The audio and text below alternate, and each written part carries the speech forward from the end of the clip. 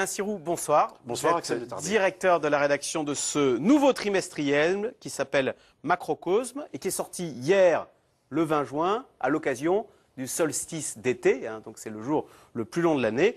Et ce numéro 1 donc, de ce nouveau magazine, 15 €, un MacBook comme on dit, porte sur Mars. Il y a de très jolies photos sur Mars, très voilà, jolis textes, puisque Mars sera la grande aventure de ces 3 prochains mois, car le 6 août, nous avons un robot qui a été lancé, qui est parti, je crois, en novembre dernier, qui va se poser, là on voit les images, qui se pose sur Mars. Et que va faire ce robot? Il va creuser dans le sol pour voir s'il y a ou s'il y a eu dans le passé de la vie. Alors, c'est toujours la grande histoire, c'est-à-dire que vous savez, sur Mars, on dit toujours « suivez le fil de l'eau ».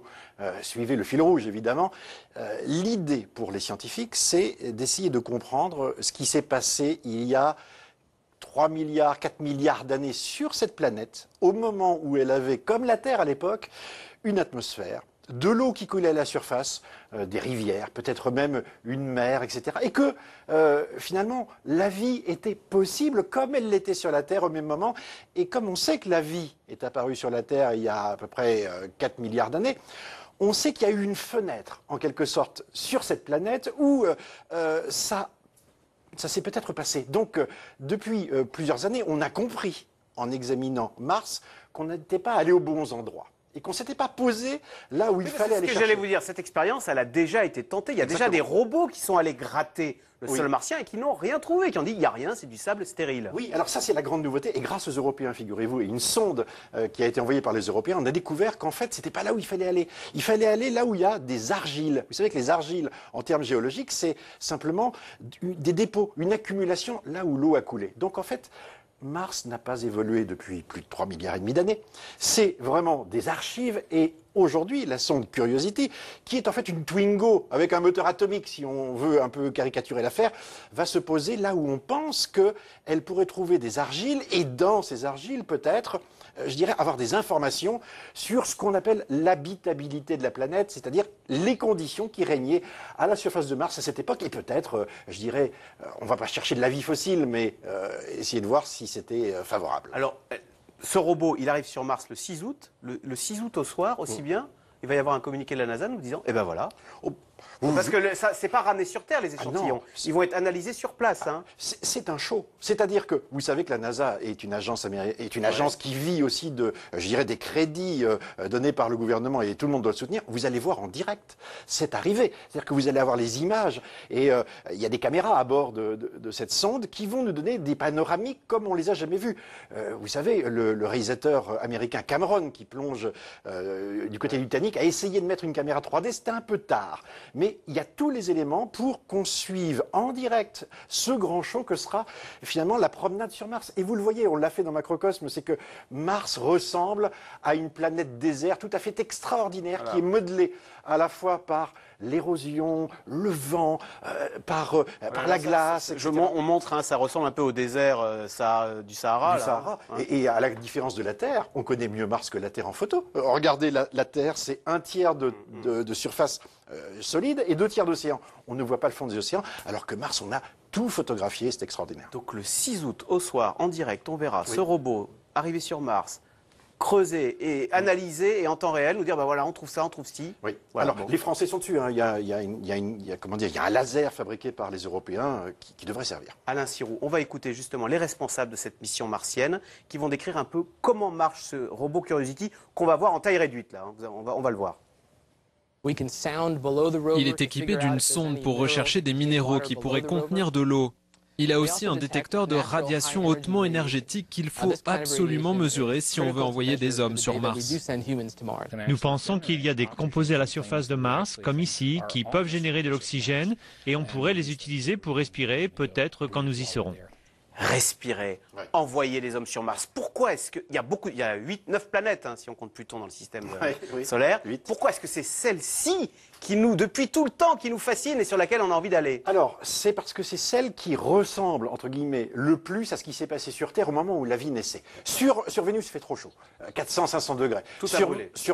Sur Mars, il s'est passé quelque chose. Et n'oubliez pas une chose, c'est que nous découvrons depuis quelques mois des centaines de planètes autour d'autres étoiles, et on sait aujourd'hui que elles existent dans des endroits qu'on qualifie d'habitables. Donc aller à côté de chez nous voir si ça s'est passé, ça serait, si on le trouve, bingo. Alain Sirou, imaginons, on est sur Mars. Il y a un peu l'atmosphère, ce qui fait que le ciel est orangé. La durée de la journée dure 25 heures, presque comme chez nous. Absolument, mais un peu plus. Quand même, ça se décale d'1 heure pratiquement tous les jours. Pour les astronavigateurs, c'est pas si évident que ça. Ah, d'accord. Bon, la journée dure 25 heures. La température? Alors, c'est très froid dans la nuit. C'est aux alentours de moins 40 à moins 50, mais ça dépend des saisons.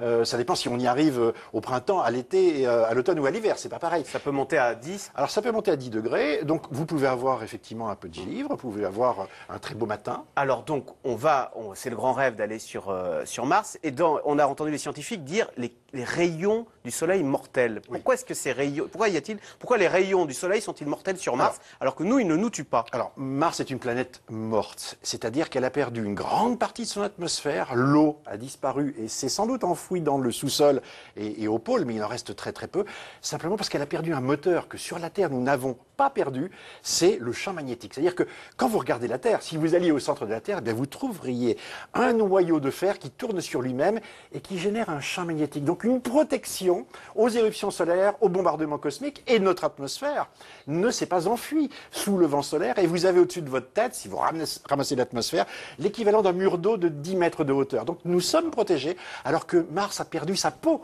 a perdu finalement sa protection. C'est pour ça qu'on s'y intéresse. Et comment se fait-il qu'une planète s'arrête par son moteur? Et je dirais, est-ce qu'elle a perdu sa vie, si elle a eu de la vie? Alain Sirou, on a entendu les scientifiques dire sur Mars, on va essayer de voir si on ne peut pas créer de l'oxygène. Autant sur la Lune, nous y sommes allés comme des Hollandais, j'allais dire. On a emmené la nourriture, les bonbonnes, le carburant pour revenir. Sur Mars, on va y aller complètement différemment. On va essayer de tout trouver sur place comme des colons, quoi. Alors ça sera très difficile parce qu'aujourd'hui, on ne peut pas imaginer qu'on reconstruise, qu'on terraforme, comment dire, une planète comme Mars. Il faudra utiliser au maximum ce qu'il y a sur place, évidemment, mais on vivra dans des scaphandres, on vivra dans des bulles, on vivra sans doute dans des cavernes creusées dans le sol martien. Il est évident que de toute façon, ça ne sera pas au XXIe siècle, ça sera plus tard.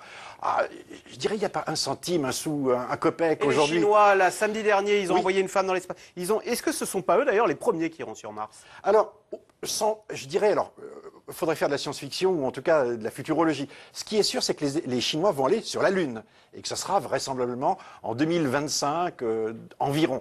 Les Chinois disent ce qu'ils font et font ce qu'ils disent. C'est-à-dire que même s'il y a 30 ans de différence avec l'expérience Apollo, ils sont en train aujourd'hui d'expérimenter le rendez-vous en orbite, la vie à bord de stations spatiales, pour ensuite faire ce grand voyage à destination de la Lune pour montrer, je dirais, qu'ils sont capables de le faire. Donc ils ne sont pas pressés, ils ne sont pas dans une course comme à l'époque où les Américains se battaient avec les Soviétiques. Donc ils apprennent tranquillement, lentement, mais ils iront sur la Lune et aujourd'hui on voit effectivement les étapes les unes derrière les autres. Mars, ce ne sera pas avant le 22e siècle, donc nos petits arrière-petits-enfants. Pourquoi est-ce que c'est si extraordinaire de retourner sur la Lune? On l'a fait en 1969. Disons qu'on l'a fait, les Américains l'ont fait, les Européens ne l'ont pas fait, les Soviétiques non plus. Donc pour les Chinois, aller sur la Lune, c'est faire la démonstration qu'ils sont une grande nation capable avec leurs propres moyens d'aller sur la Lune. C'est un peu évidemment la bouée autour de laquelle on tourne, mais il n'y a pas de pression, donc ils vont y aller tranquillement et surtout ils vont démontrer qu'ils ont la capacité à le faire comme une grande nation. Merci beaucoup Alain Sirou, directeur donc de la rédaction de cette nouvelle revue Macrocosme, un trimestriel dont le premier numéro sort et il est consacré à Mars, donc 15 €. Voilà, merci beaucoup. Merci. Restez avec nous tout de suite. Yves Calvi, c'est dans l'air qui revient sur le bilan des 50 premiers jours de François Hollande à l'Elysée. Quels sont ses points forts, ses faiblesses et puis comment extrapoler sur l'ensemble du quinquennat. C'est dans l'air est intitulé ce soir Hollande, les 50 premiers jours.